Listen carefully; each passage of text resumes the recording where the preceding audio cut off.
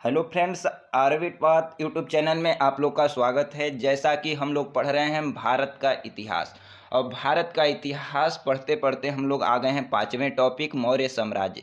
और ये जो वन लाइनर का क्वेश्चन कर रहे हैं, किससे कर रहे हैं? तो ब्लैक बुक से कर रहे हैं। ठीक है दोस्तों, तो इसमें बहुत इंपॉर्टेंट क्वेश्चन दिया है। प्रीवियस जितने भी क्वेश्चन रिपीट हुए हैं कई बार पेपर में, वो भी दिया है, और जो आने की संभावना है वो भी दिया है। इस क्वेश्चन को अगर इस सीरीज को आप पूरा करते हो तो आप हिस्ट्री का एक महान जो टॉपिक है, महान क्वेश्चन है, उसको आप कवर करते हो। और इससे ही क्वेश्चन आपको देखने को मिलेंगे पेपर में, क्योंकि ये जो क्वेश्चन है इसको हम दिखाएंगे, आपको दिखाएंगे कि कितनी बार रिपीट भी हुआ है। ठीक है दोस्तों, तो आइए जानते हैं मौर्य साम्राज्य के बारे में। इसके पहले 4 टॉपिक हो चुका है ब्लैक बुक इतिहास का, जिसको आपको देखना है तो डिस्क्रिप्शन में लिंक मिल जाएगा प्लेलिस्ट का। ठीक है, वहां से जाकर देख लेना। तो आइए देखते हैं चंद्रगुप्त मौर्य साम्राज्य, यानी जो मौर्य साम्राज्य है उसकी स्थापना किसने की? तो चंद्रगुप्त मौर्य ने। तो चंद्रगुप्त मौर्य ने किसको हराकर स्थापना की? तो घनानंद। घनानंद किसका शासक था? तो नंद वंश का अंतिम शासक था। ये नंद वंश किस साम्राज्य में आता है, किस महाजनपद में आता है? तो मगध महाजनपद में आता है। जो महाजनपद पिछला टॉपिक पढ़े थे उसमें हम लोग 16 महाजनपद पढ़े थे, उसमें से एक था मगध महाजनपद, जो उत्तर भारत में था। ठीक है, तो उत्तर भारत में जो मगध महाजनपद था उसके कई वंश थे, जिसमें से जो एक नंद वंश है। ठीक है, कौन है? नंद वंश। कल बताए थे कि कौन कौन वंश थे। हसीन मशूक सा उसका ट्रिक है, उसको कल का वीडियो देखोगे पूरा मालूम हो जाएगा। तो उसी मगध महाजनपद में एक है नंद महाजनपद, नंद वंश। उसका अंतिम शासक घनानंद होता है। वह बहुत ही क्रूर है। कौन है? घनानंद बहुत ही क्रूर है, शासक है, और बहुत ही अत्याचारी है। घनानंद कौन है?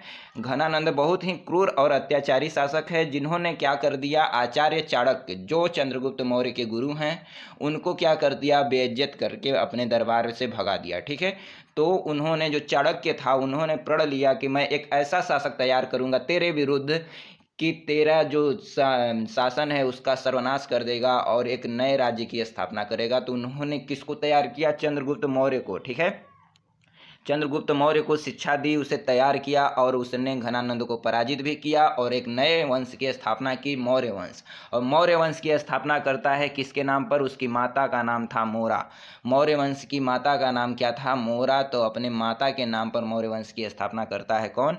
चंद्रगुप्त मौर्य। ठीक है, तो चंद्रगुप्त मौर्य को किसका संस्थापक माना गया है, या माना जाता है, या है ही? तो मौर्य वंश का संस्थापक कौन है? चंद्रगुप्त मौर्य। नाम, माता का नाम है मोरा। और जो इसकी शिक्षा दीक्षा हुई है तक्षशिला में हुई है। कहाँ हुई है? तक्षशिला में हुई है। और अगर शासन की बात करी जाए तो 322 ईसा पूर्व के लमसम में इसका शासनकाल माना जाता है। 322 ईसा पूर्व से 298 ईसा पूर्व तक इसने शासन किया। तो 322 से इसका जो मौर्य वंश का काल माना जाता है, तो 322 ईसा पूर्व से माना जाता है। ठीक है, अगला जो क्वेश्चन है, कह रहा है कि किसने यूनानियों को भारत से खदेड़ दिया था?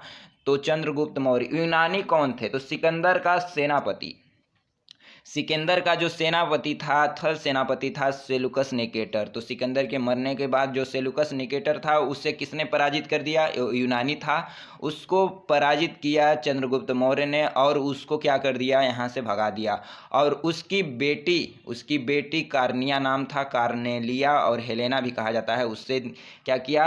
विवाह भी किया, और दहेज में विवाह किया, और दहेज में क्या किया? दहेज में ले लिया अराकोसिया, जेड्रोसिया। ठीक है, उस समय पाकिस्तान अफगानिस्तान हुआ करता था, सब उसको ले लिया, और 500 हाथी दिया सेलुकस निकेटर को। चंद्रगुप्त मौर्य 500 हाथी भी दिए, और सेलुकस निकेटर ने एक महत्वपूर्ण चीज़ दी उसको, जो है अपना राजदूत भेजा उसके दरबार में, मेगास्थनीज। तो यह क्वेश्चन बनता है, मेगास्थनीज किसके दरबार में आया था? तो मेगास्थनीज किसके दरबार में आया था? चंद्रगुप्त मौर्य के दरबार में आया था मेगास्थनीज। मौ से मेगास्थनीज, मौ से मौर्य। ठीक है, तो मेगास्थनीज को किसने भेजा था? तो सेलुकस निकेटर ने राजदूत के रूप में चंद्रगुप्त के दरबार में भेजा था। मेगास्थनीज की पुस्तिका क्या है? इंडिका है, जो मौर्य वंश के बारे में जानकारी देती है। इतना जानकारी तो आपको होना ही चाहिए। अगला जो क्वेश्चन है वह कर रहा है कि सिकंदर की मृत्यु के बाद चंद्रगुप्त मौर्य द्वारा पराजित सिकंदर के सेनापति का नाम क्या था? तो सेलुकस निकेटर था। ठीक है, अगला जो क्वेश्चन है, अर्थशास्त्र के लेखक के समकालीन कौन है? तो चंद्रगुप्त मौर्य। और अर्थशास्त्र किसने लिखा, यह भी क्वेश्चन पूछता है दोस्तों। तो आचार्य चाणक्य ने क्या लिखा है? अर्थशास्त्र लिखा है। तो अर्थशास्त्र के लेखक के समकालीन क्या? अर्थशास्त्र का जो लेखक चाणक्य है वही चंद्रगुप्त मौर्य का क्या है? शिक्षक है। ठीक है। अगला जो क्वेश्चन है, चंद्रगुप्त मौर्य का साम्राज्य उत्तर पश्चिम में कहाँ तक फैला था? तो उत्तर पश्चिम अगर देखा जाए भारतीय मैप में तो ये ऊपर उत्तर होता है, इधर पश्चिम होता है। ठीक है। तो ये वाला भाग हो गया उत्तर पश्चिम। अगर भारत को ऐसे बना दिया जाए तो ये वाला भाग जो हो गया पाकिस्तान की तरफ वाला भाग, यह क्या होता है? उत्तर पश्चिम होता है। तो उत्तर पश्चिम में कहाँ फैला हुआ था? तो उत्तर पश्चिम में सिंधु नदी है, जो पाकिस्तान में भारत से होते हुए पाकिस्तान में बहती है सिंधु नदी। तो सिंधु नदी तक फैला हुआ था किसका साम्राज्य विस्तार? तो चंद्रगुप्त मौर्य का। अगला जो क्वेश्चन है वह कर रहा है, चंद्रगुप्त मौर्य के प्रसिद्ध शिक्षक, क्या बोल रहा है? चंद्रगुप्त मौर्य के प्रसिद्ध शिक्षक चाणक्य शिक्षा के केंद्र से जुड़े थे। तो जो आचार्य चाणक्य जी थे वह कहाँ से जुड़े थे दोस्तों? तो तक्षशिला से जुड़े हुए थे, यानी तक्षशिला के क्या थे? आचार्य थे। कौन? चाणक्य। ठीक है। अगला जो क्वेश्चन है, पांडुलिपियों के मूल संस्थापक, क्या बोल रहा है? पांडुलिपियों के मूल संस्थापक और कौटिल्य के अर्थशास्त्र रहना चाहिए, अष्टशास्त्र लिखा है। कौटिल्य के अर्थशास्त्र के संपादक कौन थे? तो शाम शास्त्री। ठीक है। अगर बोले, क्या बोल रहा है? पांडुलिपियों के मूल संस्थापक और कौटिल्य, जो कौटिल्य कौन है? चाणक्य का ही नाम है। चाणक्य के बचपन का नाम विष्णुगुप्त भी है, याद रखना, आगे आएगा भी। चाणक्य के बचपन का नाम विष्णुगुप्त है। वहीं चाणक्य का नाम कौटिल्य भी कहा जाता है चाणक्य को। तो चाणक्य ने क्या लिखा? अर्थशास्त्र लिखा। तो उसके संपादक कौन थे? उसने तो लिखा, लेकिन संपादक करता कौन थे? तो शाम शास्त्री नाम था। उसने क्या किया? संपादित किया। ठीक है। उसका प्रकाशन किया। अगला जो क्वेश्चन है, कह रहा है कौटिल्य का अर्थशास्त्र मुख्य रूप से किससे संबंधित है? तो राजनीतिक राज्य शिल्प से संबंधित है। किससे संबंधित है? राजनीतिक राज्य शिल्प से संबंधित है। कौटिल्य का अर्थशास्त्र। ठीक है। अगला क्वेश्चन है कि अर्थशास्त्र किसके द्वारा लिखा गया? तो कौटिल्य यानी चाणक्य, विष्णुगुप्त, चाणक्य, जिसका बचपन का नाम विष्णुगुप्त है, चाणक्य है, कौटिल्य है, वहीं अर्थशास्त्र लिखे। अगला जो क्वेश्चन है वह कह रहा है, चंद्रगुप्त मौर्य के दरबार में भेजा गया यूनानी राजदूत भारत का पहला दौरा कौन था? तो मेगास्थनीज बता चुके हैं। तो यूनानी जो सेलुकस निकेटर था, सिकंदर का थल सेनापति था, उसने अपना राजदूत किसको? मेगास्थनीज को भेजा चंद्रगुप्त मौर्य के दरबार में। तो मेगास्थनीज पहला यूनानी राजदूत हुआ। ठीक है। अगला क्वेश्चन है कि बिंदुसार के शासनकाल के दौरान, तो चंद्रगुप्त मौर्य के बाद मौर्य वंश पर कौन शासक बैठा? तो बिंदुसार बैठा। तो बिंदुसार के शासनकाल के दौरान तक्षशिला में अशांति थी। तो तक्षशिला में क्या थी? अशांति थी, जिसको दबाने के लिए, उसके विद्रोह हुआ, वहाँ दबाने के लिए अशोक को भेजा गया। तो अशोक ने उसे बहुत ही वीरतापूर्वक उसे दबा दिया। ठीक है। तो बिंदुसार के बाद अशोक आता है। पहले आता है चंद्रगुप्त मौर्य, मौर्य वंश का संस्थापक, फिर उसके बाद बिंदुसार बैठता है, और बिंदुसार के बाद अशोक राजगद्दी पर बैठता है। तो अशोक के बारे में आगे पढ़ेंगे।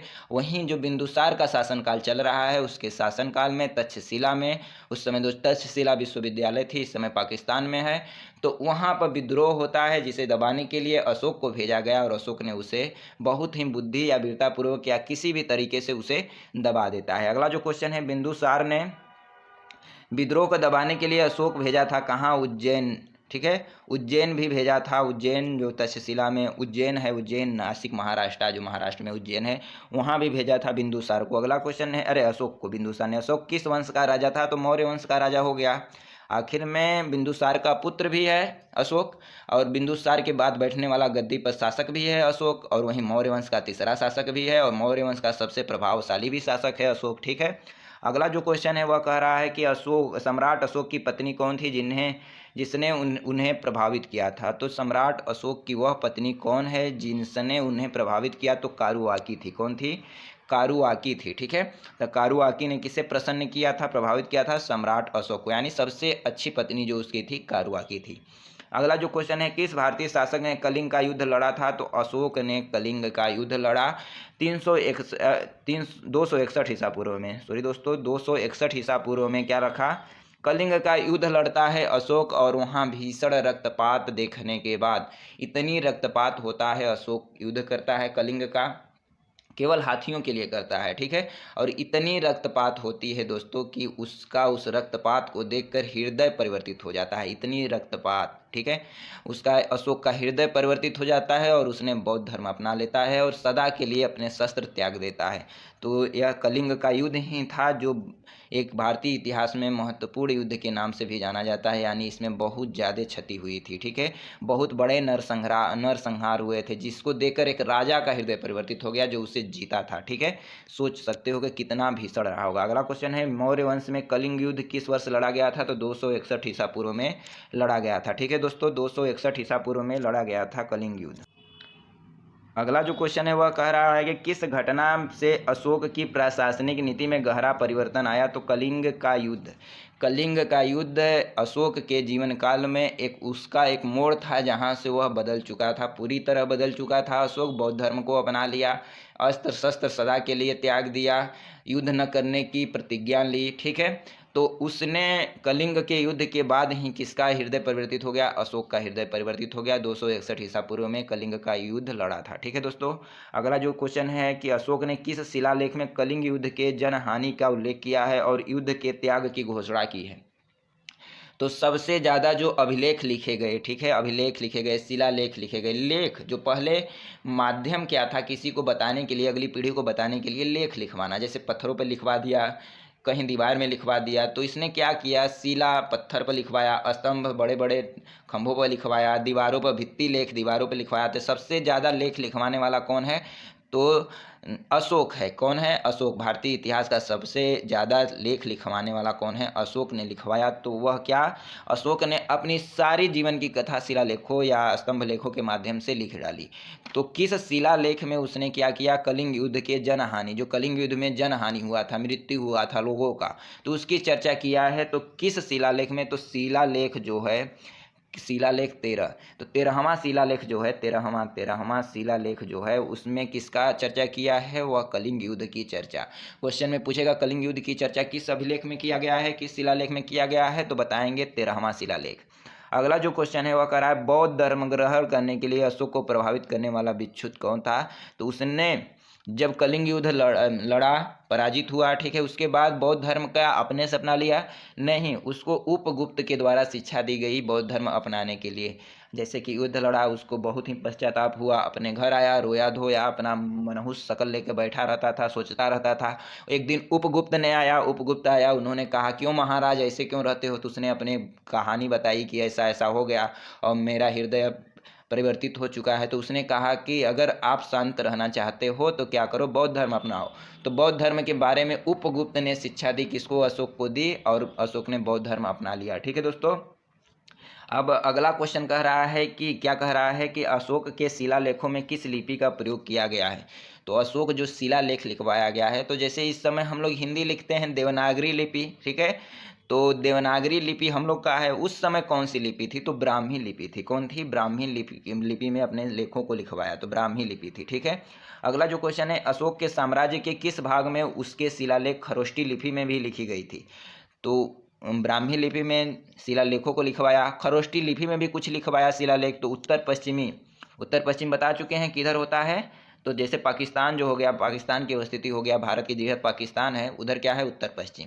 तो उत्तर पश्चिम में किससे लिखवाया? खरोष्टी लिपि में लिखवाया, ठीक है, बाकी ब्राह्मी लिपि में लिखवाया। अगला जो क्वेश्चन है वह कह रहा है अशोक के अधीन मौर्य राजशाही का सबसे सटीक विवरण क्या होगा? तो अशोक के अधीन मौर्य राजशाही का सबसे सटीक विवरण क्या होगा? प्रबुद्ध निरंकुशता। क्या होगा? प्रबुद्ध निरंकुशता। अगला जो क्वेश्चन है कि सारनाथ जहाँ बुद्ध ने पहला अपना उपदेश दिया था, तो सारनाथ स्तंभ पर उकेरे गए जानवर कौन से हैं? तो जो सारनाथ स्तंभ है उसमें जो जानवर अंकित किए गए हैं वो कौन कौन से हैं? तो हाथी पूर्व है, पूर्व में हाथी है, घोड़ा पश्चिम में है, उत्तर में सिंह है, दक्षिण में बैल है, ठीक है। इस तरह से क्या जानवर अंकित किए गए हैं सारनाथ स्तंभ में। अगला जो क्वेश्चन कर रहा है भारत सरकार ने किस शासक से अपने प्रतीकों को उधार लिया और अपनाया है? तो भारत सरकार ने किस शासक से अपने प्रतीकों को उधार लिया है और अपनाया है? तो अशोक स्तंभ जो लिया जाता है तो अशोक का ही स्तंभ है, ठीक है। तो अशोक स्तंभ किस शासक से है? अशोक से, ठीक है। नाम जैसा जैसा काम। अगला क्वेश्चन है राष्ट्रीय ध्वज के चक्र में कितनी तिलियां होती हैं? तो टोटल 24 तिलियां होती हैं, आपको मालूम होगा, ठीक है। जो राष्ट्रीय ध्वज होता है इस तरह से हो गया है, ये ऊपर हो गया है, नीचे ऊपर केसरिया, नीचे हरा, बीच में जो सफ़ेद होता है, इसमें कितनी तिलियाँ होती हैं? ये 24 तिलियाँ होती हैं। ठीक है, यही बोल रहा है। अगला जो क्वेश्चन है कह रहा है कि मौर्य प्रशासन के तहत सीता अध्यक्ष किसका प्रभारी अधिकारी था? यानी कि जो सीता अध्यक्ष था वह किसका अध्यक्ष था? तो कृषि विभाग का, जो कृषि विभाग के अधिकारी थे उसे क्या कहा जाता था? सीता अध्यक्ष कहा जाता था।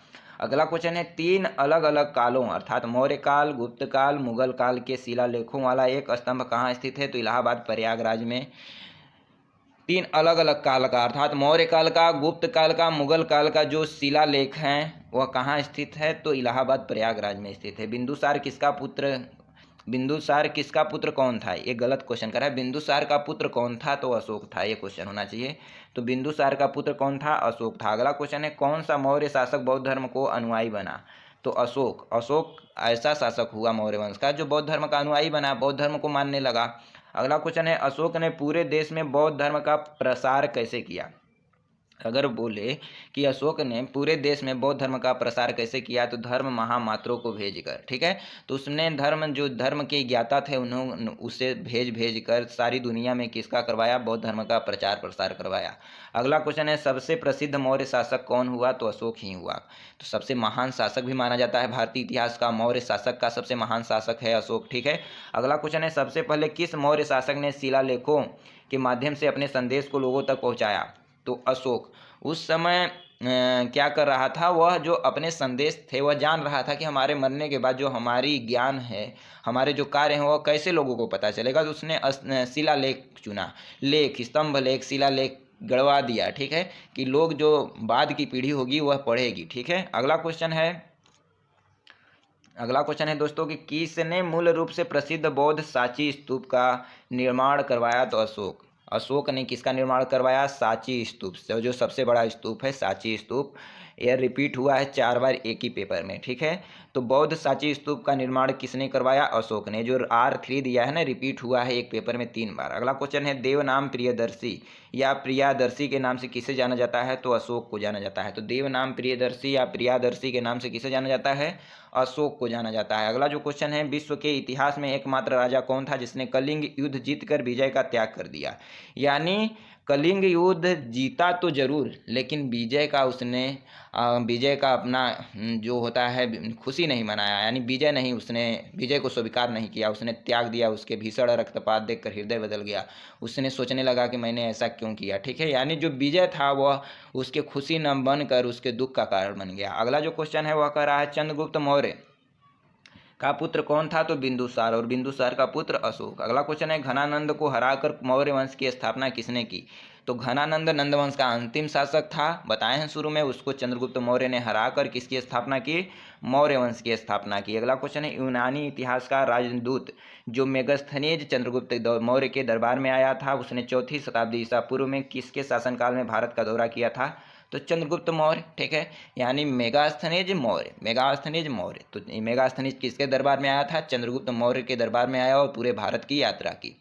अगला क्वेश्चन है, मेगास्थनीज के अनुसार चंद्रगुप्त मौर्य के शासनकाल के दौरान समाज जातियों में विभाजित था। तो उस समय का जो समाज था वह कितनी जातियों में विभाजित था? तो 7 जातियों में विभाजित था। किसके अनुसार? तो मेगास्थनीज के अनुसार। ठीक है, अगला जो क्वेश्चन है वह कह रहा है कि भारत में प्रमुख बौद्ध संरचनाओं में से एक सारनाथ में धम्मेक स्तूप का निर्माण महान मौर्य राजा अशोक ने करवाया था। जो सारनाथ में धम्मेक स्तूप है, तो सारनाथ में जो धम्मेक स्तूप है उसका निर्माण किसने करवाया? तो अशोक ने करवाया। यही क्वेश्चन है। अगला क्वेश्चन है, अशोक ने किसकी प्रचार करके अपने साम्राज्य को एक साथ रखने की कोशिश की? तो धम्म की प्रचार करके अपने साम्राज्य को एक साथ रखने की कोशिश की। ठीक है, अगला जो क्वेश्चन है कि अशोक ने धार्मिक अधिकारियों को नियुक्त किया, जो धार्मिक अधिकारी हैं उनको नियुक्त किया, जिन्हें क्या कहा गया? धम्म महामात कहा गया। क्या कहा गया? धम्म महामात कहा गया। किसे? जो अधिकारी थे, जो धार्मिक अधिकारी थे, उन्हें धम्म महामात्य कहा गया। ठीक है, अगला जो क्वेश्चन है वह बोल रहा है, तक्षशिला विश्वविद्यालय किन 2 नदियों के बीच स्थित है? तो सिंधु और झेलम नदियों के बीच स्थित है। वर्तमान में पाकिस्तान में है तक्षशिला विश्वविद्यालय। ठीक है, और तक्षशिला विश्वविद्यालय के जो चाणक्य थे वहाँ के आचार्य रह चुके हैं। तो तक्षशिला विश्वविद्यालय को पूछे कि किन 2 नदियों के बीच में स्थित है? तो सिंधु और झेलम नदियों के बीच में स्थित है। अगला क्वेश्चन है, उदयगिरी पहाड़ियों में हाथी गुफा शिलालेख, जो हाथी गुम्फा शिलालेख है, किस राजा ने खुदवाया? तो राजा खारवेल ने खुदवाया था। किसे? हाथी गुम्फा अभिलेख को किसने खुदवाया था? तो खारवेल ने। अगला जो क्वेश्चन है, राजा खारवेल प्राचीन भारतीय राजा जिनकी जीवनी प्रसिद्ध हाथी गुम्फा अभिलेख में पाई गई, शासन किया? तो कलिंग से शासन किया था। ठीक है, कलिंग से शासन किया था। अगला जो क्वेश्चन है, कलिंग में शासक था राजा खारवेल। ठीक है, और जो हाथी गुम्फा अभिलेख है, शिलालेख है, उसमें किसका वर्णन मिलता है? तो खारवेल का। ठीक है, अगला जो क्वेश्चन है वह कह रहा है, क्या कह रहा है? अरे दोस्तों 1 मिनट, ठीक है, थोड़ा सा, ठीक है। अगला जो क्वेश्चन है क्या कह रहा है दोस्तों? तो बस, ठीक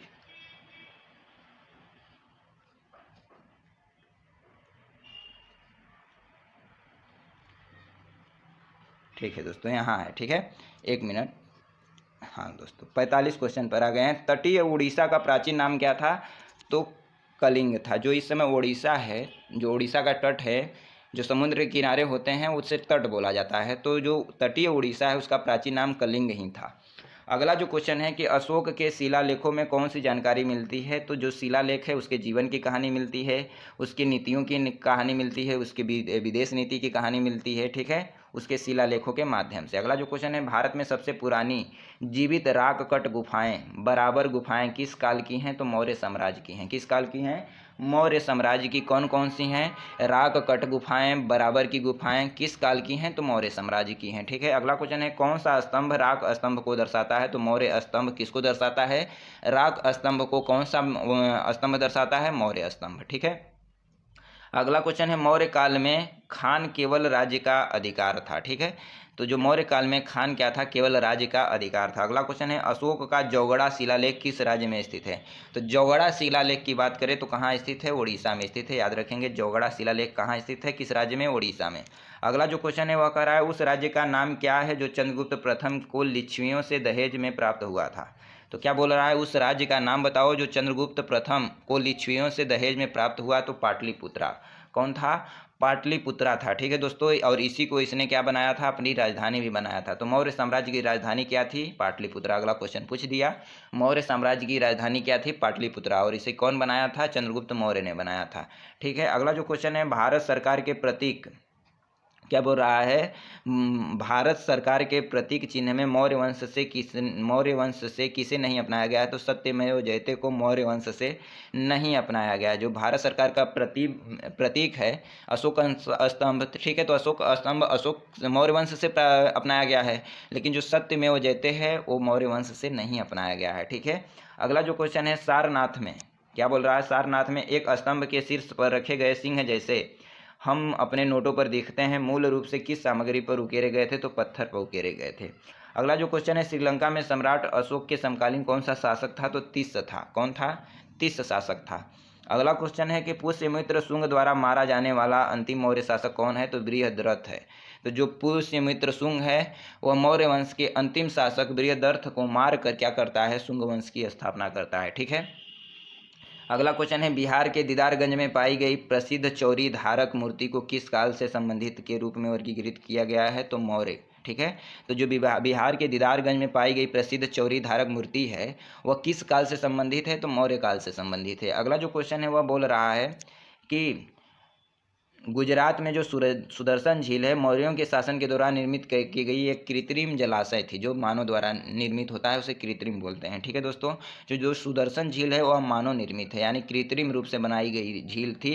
वह किसके शासनकाल में? तो मौर्य वंश के शासनकाल में। ठीक है, कहाँ? तो गुजरात में। अगला जो क्वेश्चन है कि तोसली मौर्य साम्राज्य के पूर्वी भारतीय प्रांत की राजधानी थी। जो तोसाली थी वह मौर्य साम्राज्य के पूर्वी भारतीय प्रांत की, जैसे ये पूर्वी भारत हो गया इधर। ठीक है, तो पूर्वी भारतीय प्रांत की क्या थी? राजधानी थी तोसाली। ठीक है दोस्तों, तो आज का चैप्टर होता है मौर्यकाल होता है समाप्त। दोस्तों, अगर वीडियो आपको अच्छा लग रहा हो लाइक सब्सक्राइब और शेयर कर देना। अगला जो टॉपिक पढ़ेंगे हम लोग पढ़ेंगे मौर्य काल के बाद। ठीक है, तो जैसे मौर्य काल को जो अंतिम मौर्य शासक है कौन बृहदर्थ, उसको हराकर शुंग वंश की स्थापना होती है। ठीक है, सातवाहन वंश आएगा, कौरव वंश आएगा, उस सबको पढ़ेंगे। तो मौर्य काल के बाद जो आएगा उसको हम लोग इसमें पढ़ेंगे। तो दोस्तों अगला टॉपिक भी आप लोग के लिए इम्पोर्टेंट ही है। जो जो टॉपिक हम लोग पढ़ रहे हैं उससे क्वेश्चन आए हुए हैं और आगे आने की भी संभावना है। जिससे क्वेश्चन बनते हैं उसमें बार बार क्वेश्चन बनते हैं। तो जो टॉपिक हम लोग पढ़ रहे हैं सारे इंपॉर्टेंट टॉपिक पढ़ रहे हैं। आप लोग पूरे टॉपिक को देखिए, आप लोग को बहुत ही लाभदायक होगा। ठीक है दोस्तों, तो आज के लिए इतना ही, बस धन्यवाद।